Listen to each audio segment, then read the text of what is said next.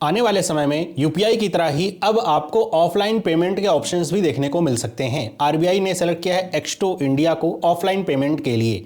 समझते हैं ये ऑफलाइन पेमेंट का पूरा माध्यम क्या है और ये जो सिलेक्शन हुआ है इसके पीछे की पूरी जो प्लानिंग है और किस तरीके से यहाँ पे जो टेस्टिंग हुई है उन सारे पैरामीटर्स को हम समझते हैं।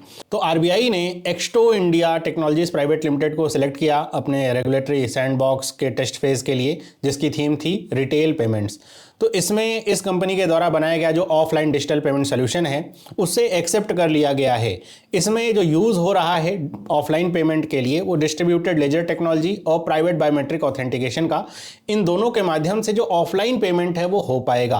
अब ऑफलाइन पेमेंट का सीधा सा मतलब ये है कि जहां पर इंटरनेट की रीच नहीं है या फिर बिना इंटरनेट के कनेक्शन के भी आप जैसे यूपीआई से पेमेंट करते हैं उसी तरीके से अपने कार्ड से पेमेंट कर पाएँ या फ़ोन से पेमेंट कर पाएँ, इस तरह की टेक्नोलॉजी कुछ डेवलप करी जा रही है।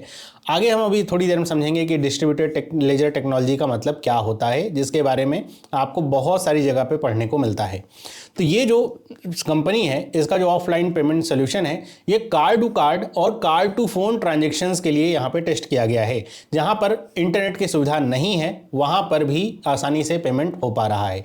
कहाँ पर इंटरनेट की सुविधा नहीं होती है, जैसे जो रिमोट इलाके होते हैं विलेजेस के, वहाँ पर अभी तक इंटरनेट या फिर कह सकते हैं एक स्टेबल इंटरनेट कनेक्शन नहीं मिल पाता है, जिसकी वजह से अगर आप यूपीआई वगैरह करना भी चाहें तो स्टेबल इंटरनेट कनेक्शन ना होने की वजह से आपके पेमेंट बहुत बार फेल होते हैं या फिर पेमेंट आपकी अटकती है। तो इस वजह से अगर ऐसा कोई माध्यम उपलब्ध हो आपके पास कि आप ऑफलाइन पेमेंट कर पाएं आप वैसे ही जैसे आप नॉर्मली डिजिटल पेमेंट करते हैं तो बहुत ही अच्छा रहे। तो इसके लिए यहाँ पर क्रिप्टोग्राफी का यूज़ किया जाएगा, डिस्ट्रीब्यूटेड लेजर टेक्नोलॉजी का प्रयोग किया जा रहा है। डिस्ट्रीब्यूटेड लेजर का मतलब ये है, लेजर समझिए दो तरीके से है। अगर नॉर्मल आप समझिए कि एक तो जो बैंक या फिर कह सकते हैं बैंक क्या कहेंगे जो दुकानदार है उसका एक लेजर मेंटेन होता है जिसको आप पेमेंट कर रहे हैं, है ना। तो हम इसे लिख दें शॉपकीपर। एक आप हैं, है ना, जो कि कह सकते हैं कस्टमर, इसका एक लेजर है। मतलब कि अगर आपके अकाउंट से 100 रुपए गए हैं तो इसके अकाउंट में वो 100 रुपए क्रेडिट होते हुए दिखाई देंगे, यहाँ से डेबिट यहाँ से क्रेडिट। तो ये एक तरीके का क्या हो गया, लेजर हो गया। तो ये लेजर मेंटेन हो रहा है कि आपके अकाउंट से कितने गए, सामने वाले के पास वो सारी चीज़ें चलेंगी। तो ये दो तरह के लेजर हो गए। अब अगर ऑनलाइन यहाँ पे पेमेंट करते हैं तो ये सारी चीज़ें रियल टाइम में अपडेट होती रहती हैं, तो इसमें कोई फ्रॉड वगैरह का चांस वैसे तो नहीं रहता, लेकिन फ्रॉड करने वाले तो कर ही लेते हैं। लेकिन अगर यही सेम बात बहुत सारे और जगह सर्वर्स पे या कह सकते हैं बहुत सारे और लेजर्स में भी रिकॉर्ड होती रहे कि आपने 100 रुपये पेमेंट के इसको 100 रुपये गए, तो यही बात यहाँ भी रिकॉर्ड हो जाए, यहाँ भी हो जाए, यहाँ भी हो जाए, यहाँ भी हो जाए। मतलब केवल दो ही जगह नहीं बल्कि बहुत सारी जगह पे ये रिकॉर्ड हो जाए सेम, ये जो डिस्ट्रीब्यूशन हुआ है पैसे का या फिर कह सकते हैं जो ट्रांजेक्शन हुआ है पैसे का ये। तो ऐसे केस में अगर कोई फ्रॉड भी करना चाहेगा, मान लीजिए शॉपकीपर भी फ्रॉड करना चाहे, फिर उसका बैंक की तरफ से कोई फ्रॉड हो रहा हो, मतलब कोई मिडिल मैन बन के आ जाए और बैंक की तरफ से ट्रांजेक्शन दिखा दे कि हाँ मिल गया है, लेकिन एक्चुअल में बैंक में क्रेडिट हुआ ही नहीं है। तो ऐसे में अगर ऐसा होगा कस्टमर की तरफ से तो सिंपल सी बात है ये अपनी तरफ से तो अपडेट कर पाएगा अपना जो लेजर होगा, लेकिन जो बाकी जगह पे इसका जो रिकॉर्ड होगा वो अपडेट नहीं होगा। तो ऐसे में जो फ्रॉड है वो बहुत कम हो जाता है ना, बहुत मतलब मिनिमाइज हो जाता है फ्रॉड। सेम केस शॉपकीपर के साथ भी होती है। तो ऐसे में अगर रिकॉर्ड मेंटेन किया जाता है तो इसलिए इसको डिस्ट्रीब्यूटेड लेजर टेक्नोलॉजी कहते हैं, जहाँ पे कोई सेंट्रलाइज सर्वर नहीं रहता है जहाँ सारी चीज प्रोसेसिंग हो रही है, बल्कि बहुत सारे डिस्ट्रीब्यूटेड लेजर्स होते हैं जहाँ पे सेम चीज का जो लेजर है वो मेंटेन हो रहा होता है। तो अगर कहीं भी ऐसा होता भी है कि आपने कोई पेमेंट करी, मान लीजिए दुकानदार को मिल गई लेकिन दुकानदार ने कहा नहीं मुझे तो नहीं मिली, तो ऐसे केस में ये डिस्ट्रीब्यूटेड लेजर होने की वजह से ये बहुत आसानी से ट्रैक किया जा सकता है कि क्या इसको पेमेंट मिल गई थी कि नहीं, क्योंकि बाकी जगह पे तो अपडेट हो ही जाएगा। तो इस टेक्नोलॉजी का प्रयोग किया जा रहा है और यहाँ पे जो ऑन कार्ड बायोमेट्रिक ऑथेंटिकेशन होगा उसका प्रयोग किया जाएगा, ताकि जो सिक्योरिटी है बायोमेट्रिक अप्रूवल मिलने के बाद ही वो आप पेमेंट कर पाएंगे वो बढ़ पाए। सिक्योरिटी बढ़ाने के लिए बायोमेट्रिक का मतलब आपके थंब इंप्रेशन या फिर आपकी आईज का ऑथेंटिकेशन ले करके वो वहाँ पे आगे पेमेंट या ट्रांजैक्शन कैरी आउट हो पाएगा फिर फॉरवर्ड हो पाएगा। यहाँ पर टाइम लिमिटेड बैलेंस फीचर का प्रयोग किया जाएगा। मतलब ऐसा ना हो कि आप एक ही ट्रांजैक्शन को 2 बार कर पाएं, मतलब डबल स्पेंडिंग ना हो, जिसके लिए टाइम लिमिटेड बैलेंस फीचर का प्रयोग किया जाएगा। जैसे जो ट्रांजैक्शन का अमाउंट है उस पर लिमिट लग पाएगी और एक ही अमाउंट आपसे 2 बार खर्च ना हो पाए। अगर हम बात करें इस तरह की टेक्नोलॉजी की तो ये मतलब 1-2 साल पहले से भी इसको टेस्ट किया जा रहा है। पहले HDFC बैंक के साथ टेस्ट किया गया था जहाँ पे 200 रुपये का मैक्सिमम अमाउंट रखा गया था और वो टेस्ट भी सफल ही रहा था। अब आगे थोड़ा टेक्नोलॉजिकल इनोवेशंस और हुए हैं तो उसके लिए फिर से इसे टेस्ट किया गया है और अभी तक एक्सेप्टेबल पाया गया है आरबीआई के द्वारा, लेकिन अभी ये चलन में नहीं आया क्योंकि बहुत सारे और कंप्लाइंसेस के जो इश्यूज होते हैं अगर वो सब भी क्लियर हो जाते हैं तो बहुत ही जल्द बैंक्स आपको ऑफर करने लगेंगे ऑफलाइन पेमेंट सोल्यूशंस भी। अगर हम बात करें रेगुलेटरी सैंडबॉक्स की, जिसके बारे में कई बार आप पढ़ते होंगे, ये क्या है?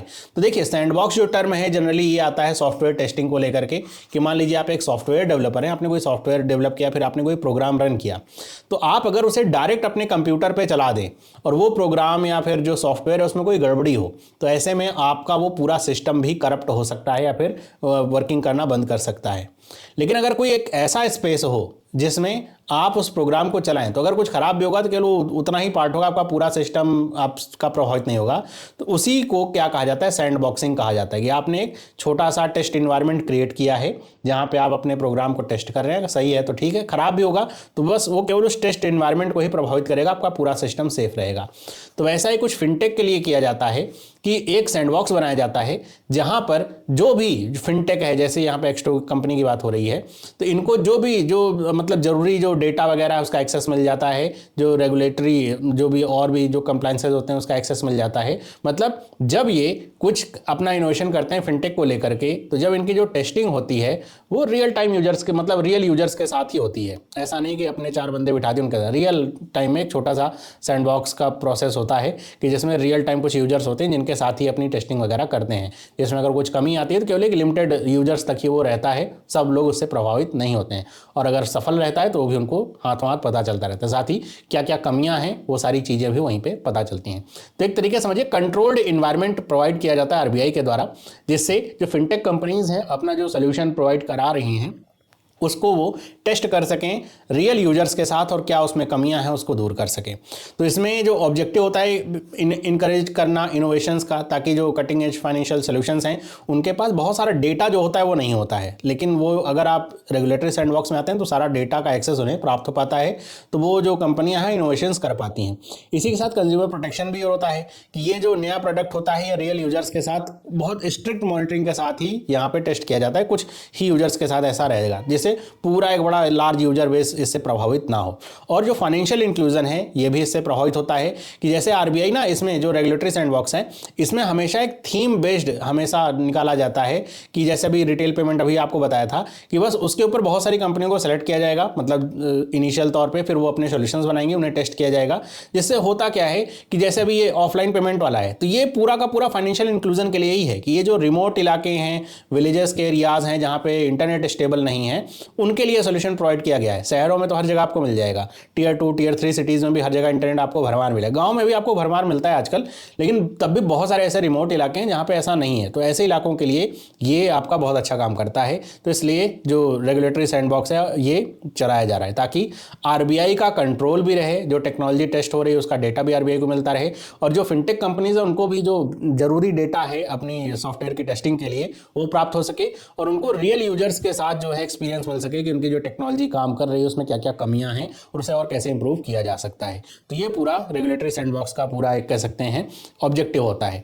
अब ये जो आरबीआई का डिसीजन है सेलेक्ट करने का या और इसको एक्सेप्ट करने का, इसका क्या इंपैक्ट पड़ेगा? सीधा सी बात है कि ये ऑफलाइन पेमेंट सोल्यूशन जो होने वाला है अगर ये एक्सेप्ट हो गया है और इसे आगे चल करके कंप्लायंसेस वगैरह इसके सारे सही निकलते हैं और पूरे हो जाते हैं, और इसे जब रियल टाइम में पूरे लार्ज स्केल पे लॉन्च किया जाएगा तो बहुत ही सिक्योर एक एफिशिएंट ऑफलाइन पेमेंट सोल्यूशन होगा। मतलब आपको ये टेंशन लेने की जरूरत नहीं है कि अगर इंटरनेट चला गया तो मैं कैसे पेमेंट, अभी यार लोग कैश भी लेकर के चलते हैं, क्यों? क्योंकि उन्हें लगता है कि मान लो जहां जा रहे हैं गांव इलाके में वहां पे अगर इंटरनेट नहीं हुआ तो यूपीआई नहीं चलेगा, तो ऐसे केस में कैश लेकर के चलना पड़ता है तब भी। लेकिन अगर इस तरीके के जो सोल्यूशंस हैं वो आ गए तो आदमी का या फिर किसी का भी जो कैश लेकर के चलने वाली झंझट है ना वो खत्म ही हो जाएगी। और आरबीआई चाह भी रहा है ज़्यादा से ज़्यादा जो पेमेंट हो क्या हो, डिजिटल हो, ताकि उसे ट्रैक किया जा सके और बहुत सारे इसके बेनिफिट मिलते हैं। तो अगर ये सक्सेसफुल इंप्लीमेंट होता है डीएलटी बेस्ड मतलब डिस्ट्रीब्यूटेड लेजर टेक्नोलॉजी बेस्ड जो ये सोल्यूशन है, तो इससे जो पुअर इंटरनेट कनेक्टिविटी वाले लोग हैं या फिर कह सकते हैं फाइनेंशियल इंक्लूजन, इससे बहुत सुधार आएगा और इंडिया का जो डिजिटल ट्रांजेक्शन है उसमें और ज़्यादा आपको ग्रोथ देखने को मिलेगी। अभी हाल फिलहाल में आरबीआई ने एक रिपोर्ट भी अपनी पब्लिश करी थी जिसमें बताया था, मैंने एक शॉर्ट्स बना के आपको बताया था कि जो यूपीआई की ग्रोथ है पिछले 12 सालों में वो कितने ज़्यादा, मतलब आप अनुमान भी नहीं लगा सकते हैं, इतने ज़्यादा गुना वो बढ़ गई है। आपने अगर देखा नहीं है तो शॉर्ट्स को देख लेंगे तो आपको समझ में आएगा। एक और यहाँ पे आपको बता दूं कि डिजिटल पेमेंट को लेकर के आरबीआई का एक इंडेक्स भी आता है जो कि आरबीआई अपडेट करता है, उसको लेकर के भी एक रिपोर्ट आरबीआई की आई हुई, उसके ऊपर भी एक वीडियो मैं आपको बना करके दूंगा। तो ये वीडियो आपको कैसी लगी? आई होप आपको ये सारी चीज़ें समझ में आ गई होंगी, क्या इसका इंपैक्ट होने वाला है, कैसे ये काम करता है। वीडियो अच्छी लगे तो वीडियो को लाइक करिए, अपने दोस्तों के साथ शेयर करिए। मिलते हैं अगली वीडियो में, सभी लोगों को बाय।